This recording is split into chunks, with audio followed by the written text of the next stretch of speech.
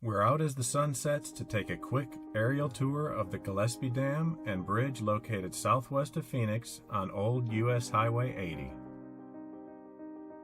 As a result of the flooding problems plaguing the original bridge crossing over the Gila River for the ocean-to-ocean highway, the Arizona Department of Highways decided in 1920 to reroute the highway through Gila Bend, which meant a new river crossing would have to be established. A solution came in the form of an agricultural businessman, Frank A. Gillespie. In 1921, Gillespie and his company constructed the Gillespie Dam, a concrete irrigation dam spanning the Gila River. After plans for a bridge across the dam fell through, the Highway Department decided instead to build a temporary concrete apron at the foot of the dam to allow cars to drive through the river until the state could build a dedicated bridge across the Gila. The apron was completed and opened to traffic in 1922. However, when river conditions proved temperamental or treacherous, the apron was either shut down or several cars had to be tied together into a long train before crossing. So 3 years after the construction of the concrete apron, the Arizona Highway Department began planning for a dedicated bridge again. Due to the recurring problems the state of Arizona had with concrete girder bridges, engineers suggested the state turn to building a multiple-span steel-through truss bridge instead.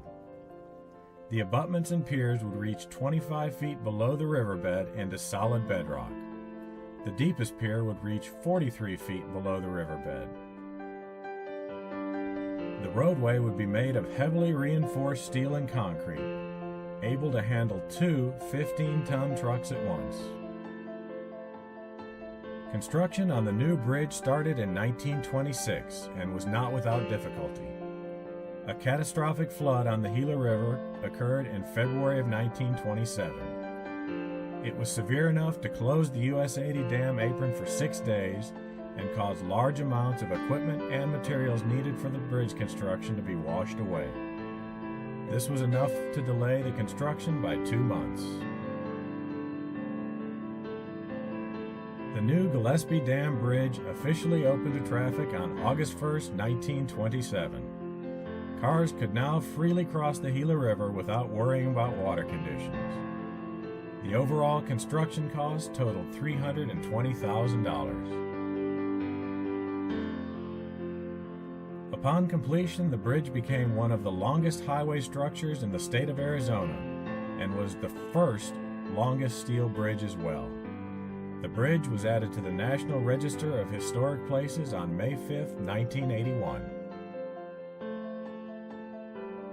The construction of this new bridge would not have been possible without the efforts of local rancher Frank Gillespie. In 1921, he financed the construction of the dam to replace an older structure along the river.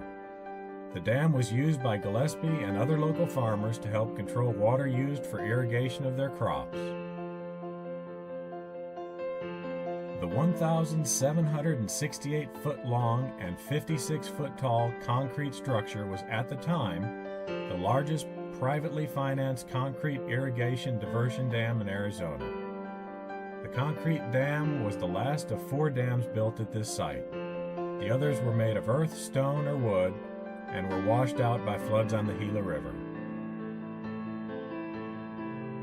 Fast forward to 1993, and the unusually high rainfall amounts that resulted in record flows through central Arizona rivers and streams, including the Salt River, a major tributary to the Gila, upstream from the Gillespie Dam. At approximately 10:30 on the morning of January 9th, the dam failed when a segment approximately 120 feet in length collapsed into the river. While the precise cause of the failure is unknown, the extreme flooding was almost certainly a contributing factor. The precise size of the flood was not recorded due to an equipment failure, but an estimate based on a high water mark recorded on USGS equipment yielded a peak flow of approximately 200,000 cubic feet per second, corresponding to a predicted 65-year flood. The previous high, recorded during similarly disastrous floods in 1980, had been 178,000 cubic feet per second. Today, the bridge and dam are mostly accessible to the public, with only a small fenced area near where the electric pumps deliver river water to the canal system. The bridge was restored in 2012 by Maricopa County for the Arizona Centennial, and now includes an educational interpretive center for visitors. If you do plan to visit, just make sure to bring plenty of bug spray, as I have encountered swarms of mosquitoes every time I visited this area. I hope you enjoyed hearing a little bit about our local history and touring the site by air. Thanks for watching, and I'll see you next time.